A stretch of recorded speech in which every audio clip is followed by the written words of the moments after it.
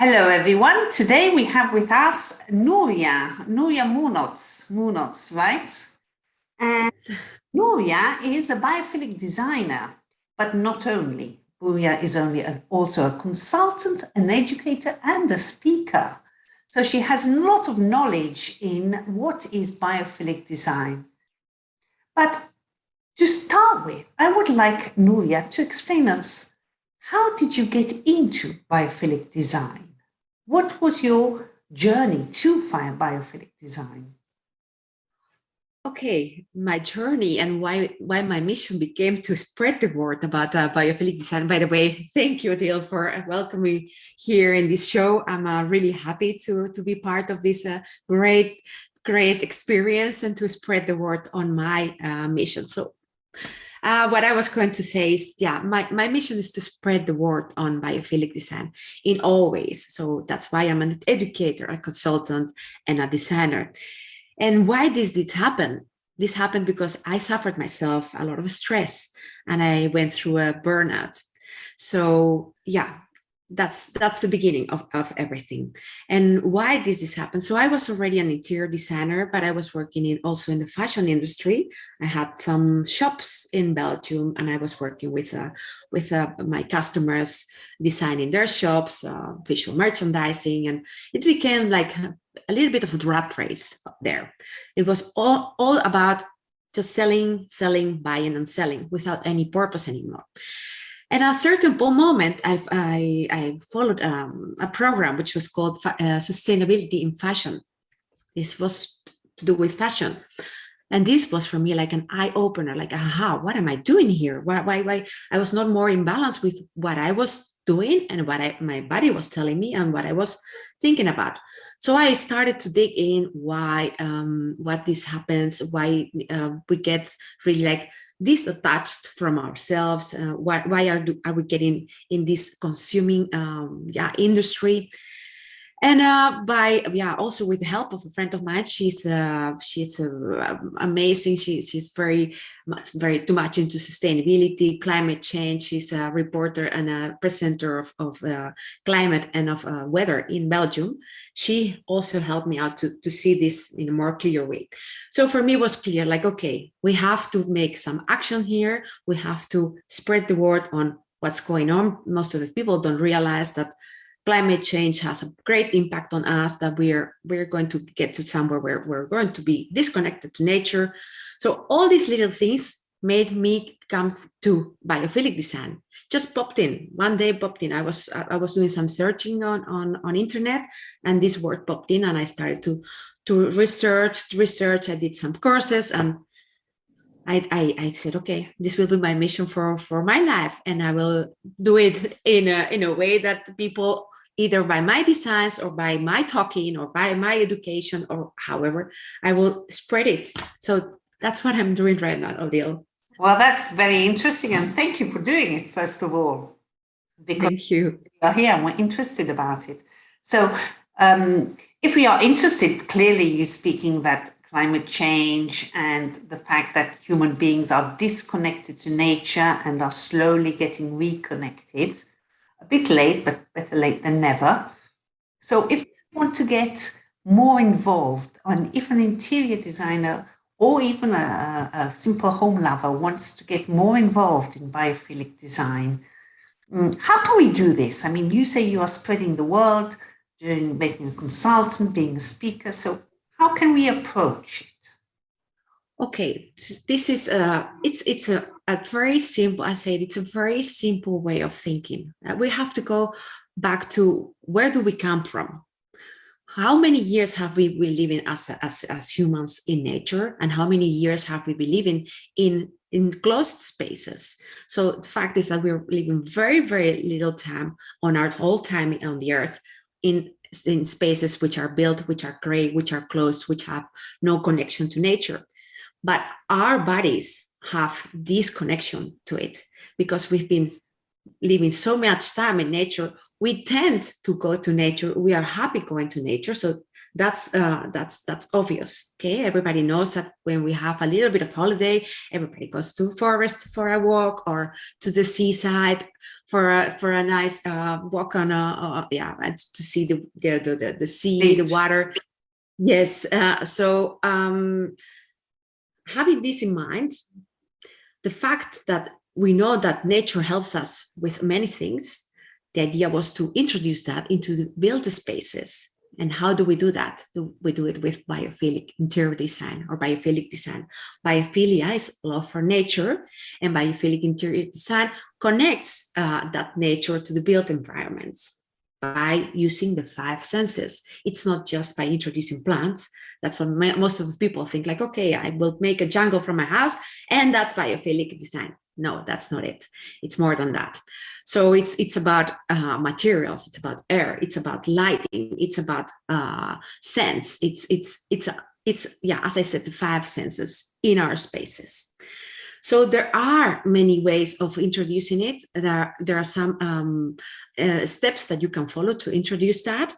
But I didn't come with that. There's like kind of a Bible to introduce biophilic design in the spaces, which is called the 14 patterns of biophilic design. Okay, so this was already it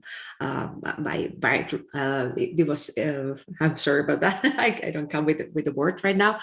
This was already a big help for us to introduce several elements of nature into the spaces.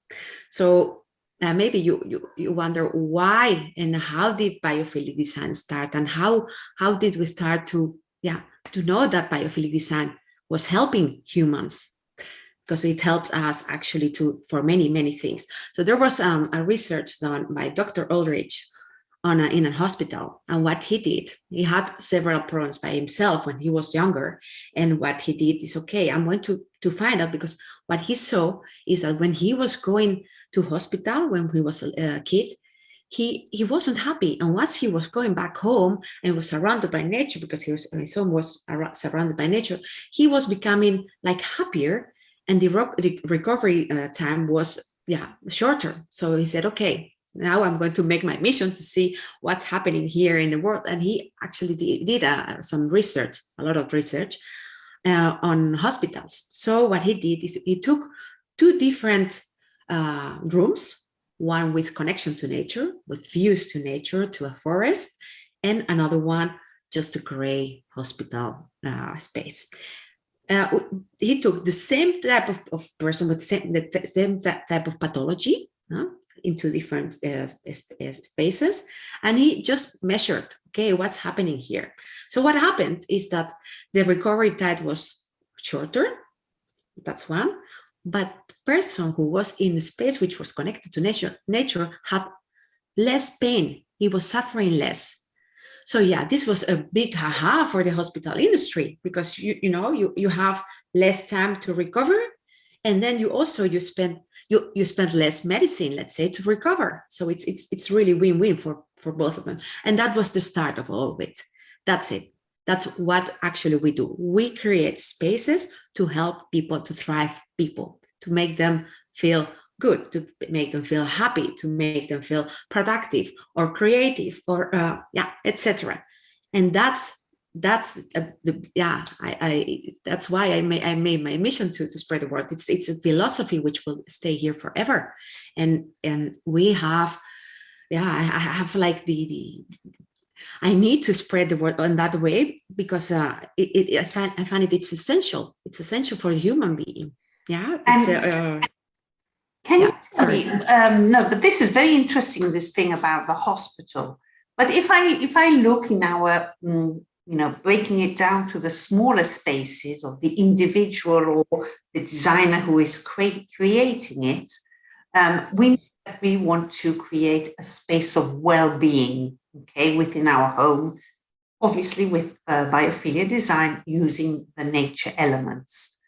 So if we speak specifically about the patterns of biophilic design, are there direct effects which we see immediately, and are there indirect effects which maybe we see over a longer period of time? Yes, there are direct and indirect effects. The fact, for example, I'll give you some examples that we're working on our, yeah, now we're working so much at home. We're getting hybrid, or some of them that just stayed at home working all the time. The fact that we're working at home and we are in a space where we have a plant next to us, where we can look outside at greenery or make that greenery fake. We can fake that greenery, like put in a poster and a nice picture or a drawing or whatever, which reminds us with something with nature. It has a straight effect on concentration. Because when we are looking at the computer all the time, we get at a certain level, we don't concentrate anymore, we're getting tired. So by having all these elements around us, we will get like a little fresh pop moment, and then we come back to the computer and we keep on working in the same level as we started before. So this is already a direct effect. By, for example, introducing aromatherapy as several scents, I would say, for instance, the mix of peppermint and lemon makes us feel really, really invigorated. So let's say that we have to work on a project and we need to be concentrated. That will help us be more concentrated, because it's proven also that scents make a big effect on how we behave and how we work. So these are the direct effects. But for the long-term effects, when you are living all the time in a space like that, there are many studies that show that, for instance, if you create a city or a space, biophilic design city or space, people are going to be more connected. People are going to be happier. That's what's all about. Are going to have more connections between them. There's going to be less criminality. That's all proven. There's going to be more interaction between people, and all these benefits are healthy benefits. We're going to be sleeping better. We are going to be tending to live in a healthier way. And by self-care and biophilic design, we can also help people thrive, but also help them cure. And so you are telling me that even if we live in a city, in an apartment, we can implement a longer term biophilic design. And biophilic design also, from what I understand, should come into play in urban design. So people who are in cities, in the municipalities, are actually redesigning the city with biophilic design in mind. So if I live in the country, it's okay. But if I live in the city, I may have problems because of how the city is built and because of the apartments within. Can you explain us a bit more this, what we can do in our apartments? Okay, about apartments, you can, that's a good thing about biophilic design. You don't need a big budget to introduce already some elements of biophilic design into our spaces. So I always give these tips, like, okay, for instance, if you want to have a great working space at your home or a great space at your home where you feel happy, you should consider first the windows. This is a light. It is important to be next to, or to have big windows. Sometimes we don't have that, but if the possibility is not there to have very big windows, we should try to implement or to put our furniture next to windows, to direct light. Why this? Because we have an internal clock in our body, which is called the circadian rhythm. The circadian rhythm, it's like a clock, like the sun. So it has like a sequence of light during the day. When you wake up in the morning, the light is brighter. When it's midday, it's a bit super bright. Then it goes less and less, and by night it's dark. So that's what we are used to as human beings, which are coming for millennials of years in nature. We are used to that clock. When we stop that clock, we start getting diseases. We stress, we don't sleep well. So one of the most important things is direct light, sunlight. So that's what I tell my clients. So it's just make sure that your windows are clean, that you get enough light already inside, that you and that you take profit of the light, of the daylight. That one. If you cannot take profit of daylight, make sure that your light is a light which has circadian rhythm light. So bright light during the day and a bit more like the candlelight during the night to feel more at ease and to go to bed. So these light scenes during the day, those are the scenes. That's one. Another one is, of course, introducing plants. Plants are great filters for air. So air and plants are connected. They're living creatures. So you have like a sense of getting attached to them because you're going to take care of a living something, of a living element in your home. And yeah, of course, they're beautiful to look at. It's also proven that to look at greenery in general make us feel more happy. So yeah, a plant next to your desk or somewhere where you're cooking or where you're sitting sofa or even in your bedroom, because this is a cliche. People say, I shouldn't put a plant in my bedroom. Yes, please do it. They're welcome in every space. So that's another one. What you could do also, it's make sure that you have natural materials. So use everything which has to do with nature. So natural materials, I mean, wood, make sure that it's a sustainable wood, that it's certified somewhere, that you have an idea of where it's coming from. All type of cottons, linen, leather, in fact, everything which is connected to the natural world. And this is something which is easy also to implement. You could also take into account the different periods of the year. For instance, if you are decorating your home in January, won't be the same as decorating your home in June. You want to put a touch of every season in your home. And then you will have more the connection of nature, of the seasons. It's all, again, very logical, very easy to understand, very, nature sense. So plastic is a no-no? It's a no-no. For me, it's a no-no. Okay. I can't. That's a great. I'm quite, when my clients say, I would like to buy this one, and it's like with plastics. Oh no, of course you have to make compromises, and not everything is super cheap for some people. Some people can't afford certain things, so it depends on the budget you're working at. Other thing, scents, I talked already about it. Introduce scents in your spaces. Introduce natural scents, but make sure also that these scents are not these scents which cost, I don't know, $1, €1, that they have already an origin, something which is cradle to cradle, that you know where these plants are coming from, who is taking care of these plants, where these oils are being produced, and something more natural and sustainable. And I could go on. Music, sounds of birds, for instance, sounds of nature. We know that when we hear the nature sounds, we will also be very productive and very, very, depending on what we want, very also calm. You probably heard about different soundscapes. You have the white noise, the pink noise. They use it for people who have lots of problems with sleeping. So they recommend several sound therapies.